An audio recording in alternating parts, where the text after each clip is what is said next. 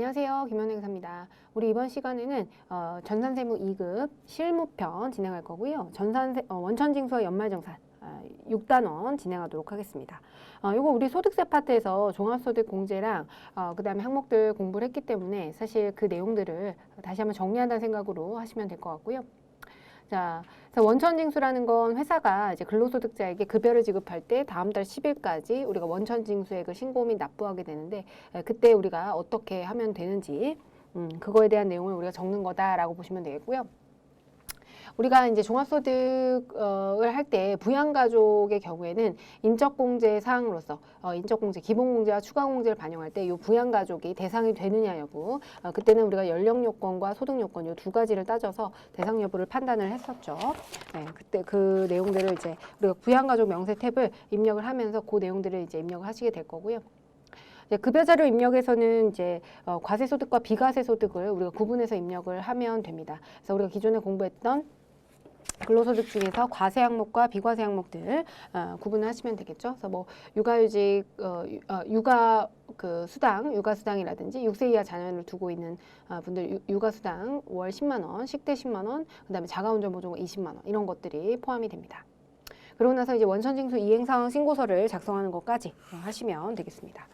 그리고 연말정산 자료 입력은요, 이제 추가 자료를 이제 입력을 하는 건데 사원 등록과 급여 입력 자료에서 입력하지 않았던 종합소득공제 중에서 특별공제나 기타 소득공제, 세액공제, 감면세액 등등 이런 자료들을 입력하는 게 바로 연말정산 자료 입력 파트입니다.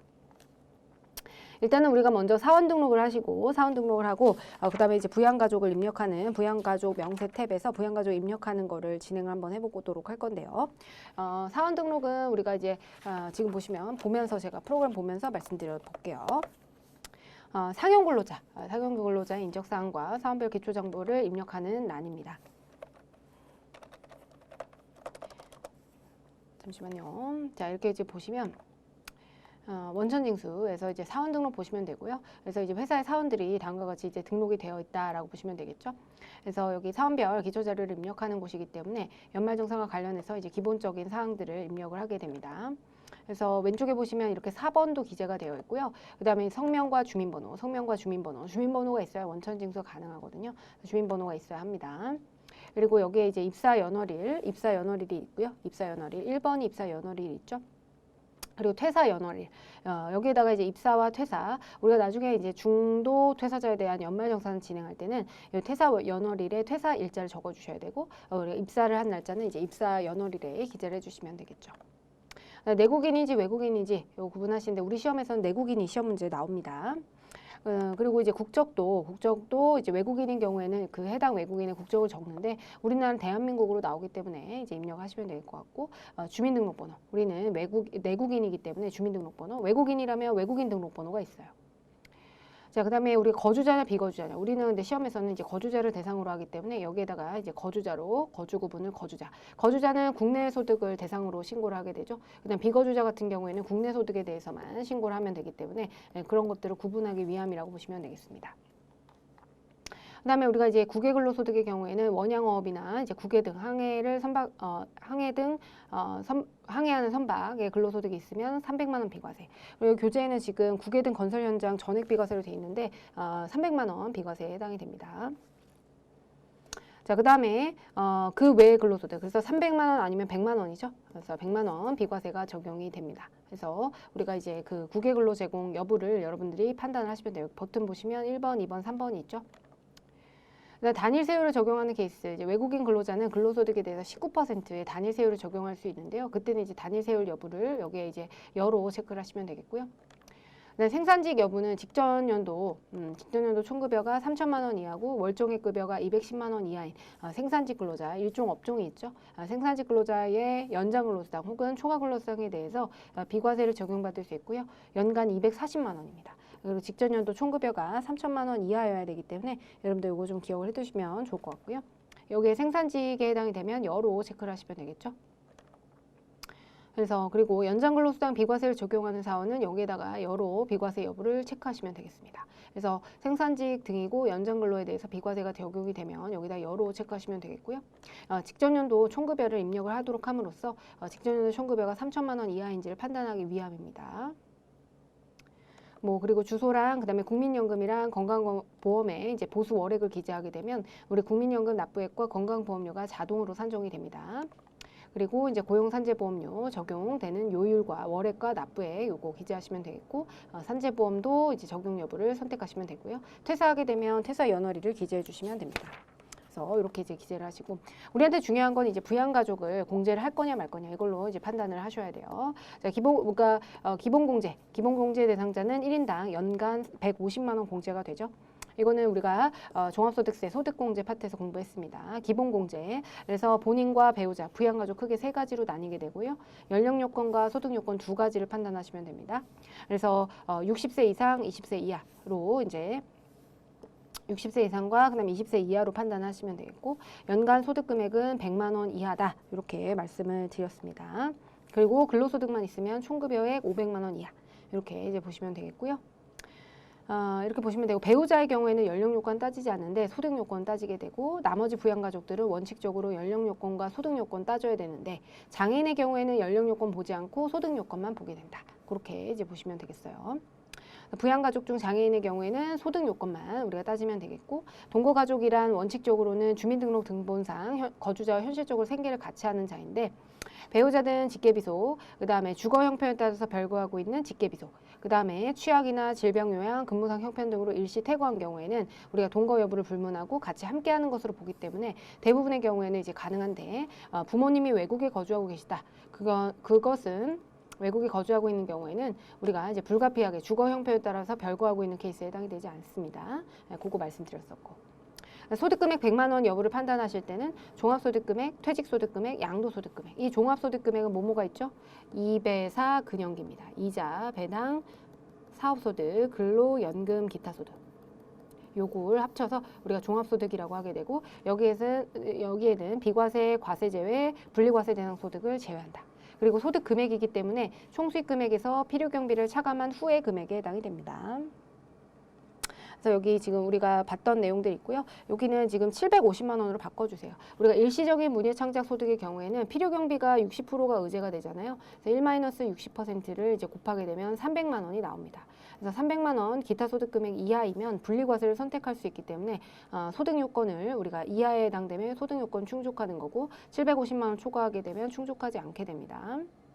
상형 근로자는 500만 원 초과하면 충족하지 않고 500만 원 이하면 총급여를 기준으로 판단하는 거예요. 근로소득 공제 빼기 전에 500만 원 이하면 소득금액 요건을 충족하게 되고 그다음에 일용 근로자는 무조건 분리과세 그다음에 금융소득의 경우에는 2천만 원 초과하면 소득금액 요건 충족하지 않고 2천만 원 이하이면 소득 요건을 충족하게 됩니다. 그다음에 복권 등 당첨소득은 무조건 분리과세 대상이기 때문에 우리가 소득 요건을 충족하는 것으로 보게 되고요. 그 다음에 선택적 분리과세, 기타 소득금액의 경우에는 300만 원 이하인 경우 그 경우에는 우리가 소득금액 요건을 충족하는 것으로 만약에 분리과세를 선택하는 경우에는 소득금액 요건을 충족하는 것으로 보게 됩니다. 그 다음에 우리가 직계비속의 배우자는 공제 대상에 해당되지 않는다. 며느리는 딸이 될 수 없어요. 에듀윌 유료 회원만의 특별한 서비스.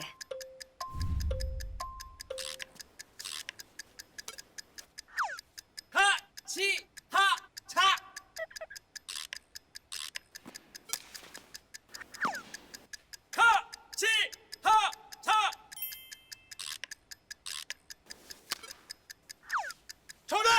같이 하자 친구야 에듀윌 유료 회원!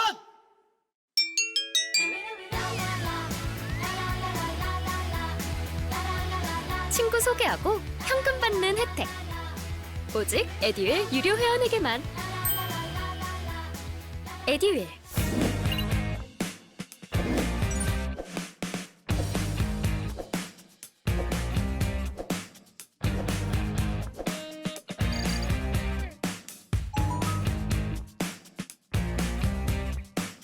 그 다음에 직계비속과 그 배우자가 근데 이제 며느리랑 그 다음에 자식과 며느리가 둘 다 장애인이다. 그러면 기본공제 대상이 가능하고요.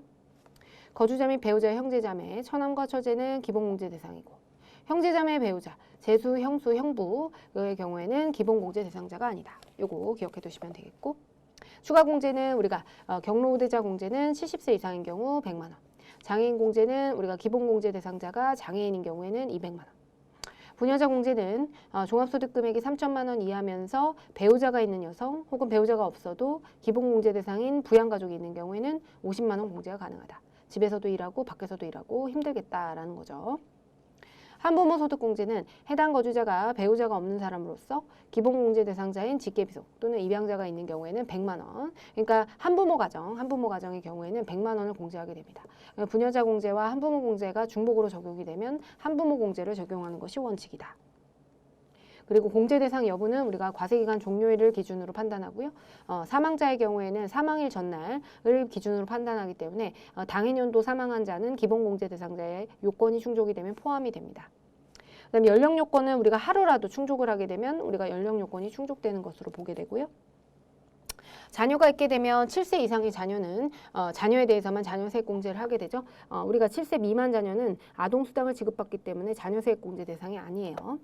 2명까지는 인당 15만 원, 2명 초과부터는 나라에 좋은 일 했으니까 30만 원 그렇게 되고요.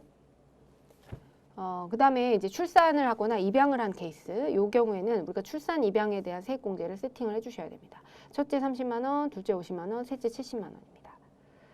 자, 그렇게 돼서 이제 작성을 하시면 되겠어요. 그래서 우리가 작성 방법은 우리가 부양가족 공제에 대한 작성 방법은 일단 관계를 입력하셔야 되고요. 소득자 본인인지, 그 다음에 직계존속인지, 배우자의 직계존속인지, 배우자, 직계비속 등등등 이런 요건 우리가 우리 부양가족과 나와의 관계를 입력하고 성명을 입력하고 주민번호 입력하고 그 다음에 기본공제 대상 여부를 우리가 부인지 아니면 대상인지 판단하셔야 되고요.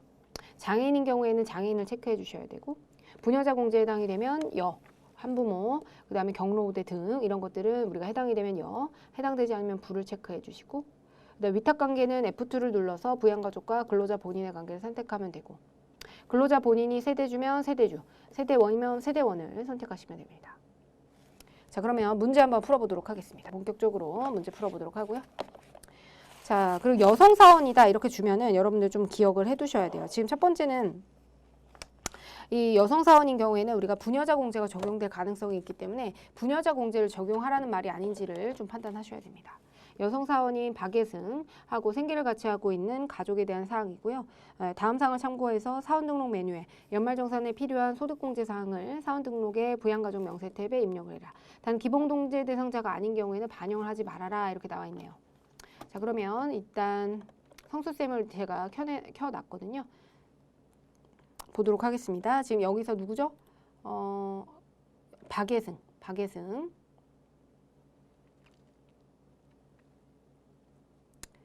자, 보도록 할게요. 자, 박예승은 우리가 등록을 해줘야 되겠네요. 그죠? 지금 101번이 없죠. 그래서 우리가 등록을 해주면 되겠어요. 그래서 박예승. 그 다음에 주민등록번호가 이제 주어져 있을 것 같은데요. 자, 주민등록 아래에서 제시하는 소득이 없는 경우에는 별도의 소득이 발생하지 않은 것으로 가정하게 되고요. 종합소득 금액이 3천만 원 이하인 것으로 가정해라. 그러면 부양가족 우리가 그 부녀자 공제의 대상이 될 가능성이 굉장히 높네요. 그래서 부녀자 공제인지 파악하라는 것이고, 그다음에 부양가족들은 소득세법상 소득공제 요건을 충족하게 되면 이 박예승 씨가 소득공제를 받는 것으로 한다. 이렇게 나와 있어요. 자, 그럼 일단은 입사일자가 나와 있네요. 2017년 8월 11일이 되겠고요. 내국인이죠. 내국인이고 그다음에 주민등록번호가 주어져 있습니다. 자, 주민등록번호가 880215 101412 이렇게 됐고요. 그다음에 이제 거주자에 해당이 되고 대한민국이죠. 이제 국외근로나 국외근로 제공이나 지금 보면 직종이 사무직이잖아요. 국외근로도 아니고 그다음 생산직도 아니라는 것을 의미하게 됩니다. 그래서 요거는 지금 단일세율도 적용이 대상이 외국인도 아니기 때문에 생산직도 아니고요. 사무직에 해당이 된다. 그렇게 나와 있으니까 이렇게 입력을 하시면 되겠고요. 그 다음에 주소는요. 세대주에 해당이 되네요. 세대주에 해당이 되고 그 다음에 이제 주소를 적어볼게요. 서울시 동포구 가마산로 3구 이렇게 됩니다. 이렇게 되고요. 세대주는 여기 밑에 보시면 세대주 구분이 있어요. 그래서 세대주에 해당되기 때문에 우리가 세대주로 이렇게 체크를 해 놓으시면 되겠습니다. 뭐 직종은 사무직이기 때문에 뭐 다른 거는 특이사항은 없을 것 같고요. 네, 이렇게 해서 이제 입력을 하시면 되겠습니다. 이렇게 하면 우리가 입력할 준비가 되는 거예요. 자, 그런 상태에서 우리가 지금 가족사항들이 이렇게 나와 있네요. 가족사항들이 나와 있으니까 한번 판단을 해보도록, 하나하나 판단해 보도록 할게요. 일단은 김지연, 친할머니예요. 친할머니의 경우에는 주민등록번호 있고 주거 형편사항 별거 중. 자, 우리가 지금 49년생이시거든요. 그러면 일단 입력, 부양가족 명세에다가 입력을 해보시면 49년생이면 60세 이상이시죠. 그렇기 때문에 할머니인데 본인의 친할머니죠. 친할머니. 그렇기 때문에 여기 지금 번호를 보시면 소득자의 직계존속, 배우자의 직계존속 이렇게 나와 있네요. 그러면 지금요 소득자의 직계존속이죠. 소득자의 직계존속인데 여러분 이때 주의하셔야 될 게 일단은 아까 여성이었잖아요. 여성. 그래서 여성 사원인 경우에는 먼저 종합소득 금액이 3천만 원 이하이면서 배우자가 있으면 무조건 부녀자 공제에 해당이 되기 때문에 여기 부녀자 공제를 먼저 체크하고 다음 파트를 지나가시는 게 좋습니다. 그렇게 해야 여러분 틀리지 않습니다. 네, 그렇게 되고요. 그 다음에 김지연님부터 일단 입력을 해보도록 할게요. 김지연님. 자, 소득자의 직계존속이죠. 자, 김지연. 김지연. 내국인이고요. 주민등록번호로 입력을 한번 해보도록 할게요. 4910121014112 이렇게 나와 있어요. 그리고 지금 60세 이상이시죠? 60세 이상이니까. 그리고 보면 지금 나이가 72세에 해당이 되기 때문에 경로우대 공제가 자동으로 세팅이 됩니다. 뭐 장애인이거나 이런 내용들이 없기 때문에 그냥 이렇게 두시면 되겠고 주거 형평상 별거 중이면 직계존속으로 보게 되죠. 그다음에 이진웅님은 배우자입니다. 배우자. 자, 배우자 한번 보시죠. 근로소득 금액이 5,200만 원이 있네요. 총급이 얼마를 기준으로? 500만 원을 기준으로 판단하는 것이기 때문에 자, 지금 소득 요건을 충족하지 못했어요. 그래서 배우자는 공제 대상 가족이 아니고요. 지금 보시면 공제 대상 가족이 아닌 경우에는 그냥 반영을 하지 말래요. 여기다 입력을 하고 나서 기본공제 여부에다 부를 체크할 수도 있는데 지금 아예 반영 자체를 하지 말라고 했기 때문에 기재를 안 하시면 됩니다. 5,200만 원이나 있기 때문에 소득 요건으로 인해서 충족하지 못했고요. 그다음에 장남과 차남은 15년생, 17년생이기 때문에 20세 이하죠. 그렇기 때문에 이민호와 이민우는 다 반영을 해주셔야 됩니다. 자녀에 장남과 차남이죠. 장남과 차남이기 때문에 지금 자녀 4번이죠. 4번 여기 4번 나와 있어요. 4번으로 우리가 이민호 내국인이고요. 그 다음에 지금 보시면 150521 입력을 해보도록 할게요. 3010-110 이렇게 입력하시면 되겠습니다. 그리고 20세 이하고 6세이기 때문에 자녀세액 공제가 적용이 안 되는 게 맞아요. 7세 이상의 자녀부터 자녀세액 공제 적용되는 것이기 때문에 자녀세액 공제 대상이 아니다. 그 다음에 이민우님의 경우에는 더 어리죠. 17-0101-3010-213 이렇게 해서 하게 되면 20세 이하인데 4세이기 때문에 7세 이하 자녀고 자녀세액 공제 대상은 아닌 겁니다. 아까 우리 세대주 체크를 했고요. 부녀자로 체크를 해놨고 부녀자 공제.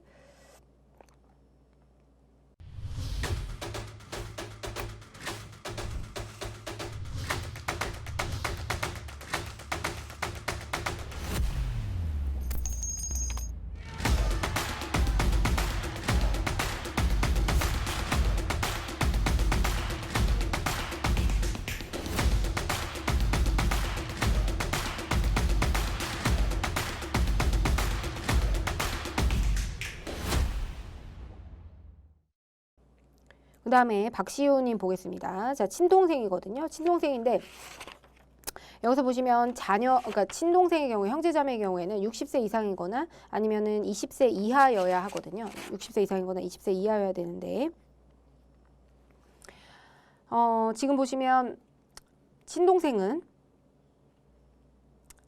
나이 요건이 충족이 안 됐죠. 94년생이기 때문에 94년생이라서 나이 요건이 충족이 안 됐습니다. 여러분 이거 해보시려면 입력을 해보셔도 돼요. 이게 계산을 하기가 좀 그러면은 예를 들어서 이제 형제자매에 해당이 되면 6번 눌러서 지금 박시우님이죠. 940101 12345667 이렇게 하면 27살이잖아요. 27살이니까 이 경우에는 우리가 적용 대상이 되어서는 안 되겠다. 그래서 삭제를 해주시면 되겠어요. 자, 이렇게 하면 우리가 완료가 되는 겁니다. 아시겠죠? 그래서 이렇게 완료가 되겠고요. 지금 한번 보실게요. 자, 2017년 8월 11일 이렇게 해서 내국인 여기다가 입사일자 기재해 주시면 되고 퇴사를 하게 되면 퇴사일자 기재해 주시면 되겠습니다. 그리고 생산직에 해당이 되면 여기에다가 생산직 여부를 기재를 해 주시면 좋을 것 같고요. 그리고 이제 보시면 박예승, 자, 부양가족 명세를 보시면 박예승, 김지연, 김지영은 70세 이상이기 때문에 우리가 경로우대 공제를 받을 수가 있고요. 본인의 경우에는 이제 부녀자 공제를 받을 수가 있습니다. 종합소득 금액이 3천만 원 이하이면서 배우자가 있는 여성이기 때문에 배우자가 있었죠. 그래서 부녀자 공제를 받을 수가 있다. 그렇게 해서 적용을 하시면 되겠습니다. 그래서 이렇게 맞게 입력을 했죠. 다음 넘어가겠습니다. 2번입니다. 다음은 주식회사 성수쌤 2001에 김예림 김예림이 4번이 120이래요. 여기 있네요. 세팅이 되어 있습니다. 근데 여성인데 세대주래요. 여성이고 이제 세대주로 세팅이 되어 있네요. 부양가족 내역인데요. 사원 등록 메뉴에서 연말정산 시 세부담을 최소화할 수 있도록 부양가족 명세를 입력해라. 본인 포함 부양가족 전원을 반영하되 기본공제 대상자가 아닌 경우에는 기본공제 항목에다가 부로 입력을 하래요. 그러니까 입력을 하고 부로 체크하라고 하는 내용입니다.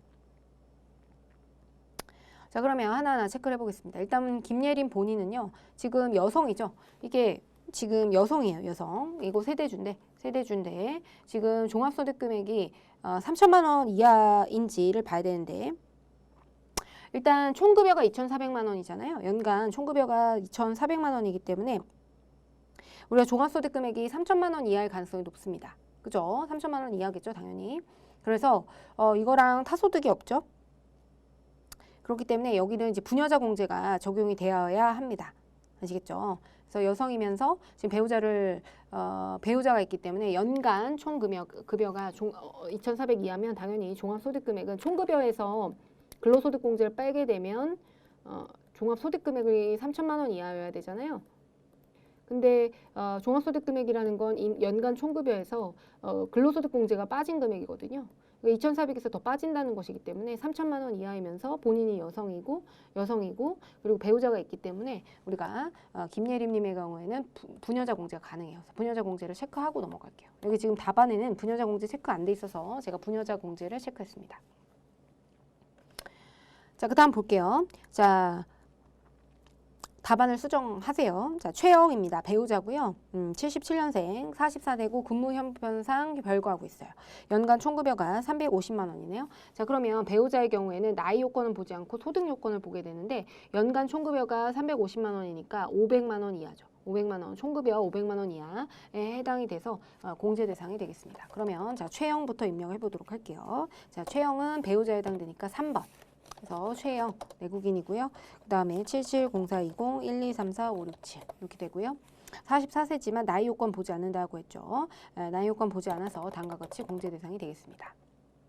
네, 김진우님은 이제 부아버지인데 지금 82세고 주거 형편상 별거하고 있는데 복권 당첨 소득이 500만 원이래요. 이거는 무조건 분리과세되는 대상 소득에 해당이 되죠. 네, 그렇기 때문에 소득 요건을 충족한 것으로 보게 됩니다. 그래서 나이 요건도 60세 이상이면서 소득 요건도 충족을 했고요. 그 다음에 나이 요건은 70세가 넘어가기 때문에 주거 형편상 별거하고는 있긴 하지만 우리는 연령 요건과 소득 요건만 따지면 되고 70세 이상이라서 경로우대 공제까지 받으실 수 있겠습니다.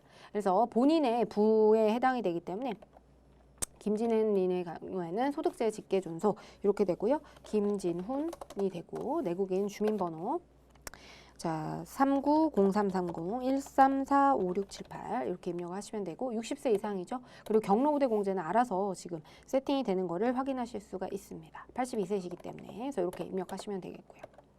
그 다음에 유지우님은 어머님인데 83세이시기 때문에 주거 형편상 별거하고 있다라도 연령 요건은 충족을 하게 되고 동거 여부도 괜찮습니다. 소득은 없다고 하니까 당연히 소득 요건과 나이 요건 모두 충족한 것으로 봐서 공제 대상 가족으로 포함이 되겠네요. 그러면 어머니니까 유지우님 내국인이죠. 380730 그다음에 2345678 이렇게 하시면 되겠고요. 경로우대 공제를 다음과 같이 받으실 수가 있습니다.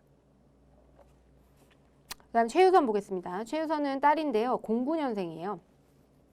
09년생이고 12세네요. 09년생이니까 12세니까 7세 이상이죠. 자녀세액공제 받을 수 있겠네요. 취약상 별거하고 있는데 항상 직계비속은 배우자와 직계비속 함께 거주하는 것으로 배우자와 직계비속은 항상 함께 거주하는 것으로 봐오기 때문에 동거 여부 따지지 않고 소득은 없고 장애인이래요. 그럼 장애인 공제를 추가적으로 받아줘야 되겠네요. 자 그러면 자 우리가 배우자 그 직계비속이니까 4번에 해당이 되고요. 최유선 내국인이죠. 그래서 최유선님이고 09010541234566 이렇게 입력하시면 되겠고 12세 이상이고 자녀세액 공제는 알아서 세팅이 됩니다. 그리고 지금 장애인에 해당이 되기 때문에 장애인 공제를 다음과 같이 적용받으시면 되겠어요. 그 다음에 최상욱님은 아들이죠. 그래서 100-505, 그 다음에 11세니까 7세 이상이라서 자녀세액 공제 가능하고요. 소득이 없으니까요. 최상욱님도 다 공제 대상 가족으로 포함이 되겠네요. 그래서 0505-3123-456 이렇게 입력이 되겠습니다. 그래서 자녀 세액 공제가 적용 가능하고 장애인 공제나 뭐 이런 것들은 없기 때문에 이렇게 체크를 해주시면 되겠습니다. 자 지금 보시면 요거 지금 부녀자 공제 있죠? 네, 요것만 좀 체크를 해주시면 될 것 같고요. 나머지는 우리가 김진우님, 김진우 자 요 왔다가 가면 자 김진우님이랑 김진우님은 60세 이상이고 경로 우대 공제. 유지훈님의 경우에도 경로 우대 공제가 가능하고요.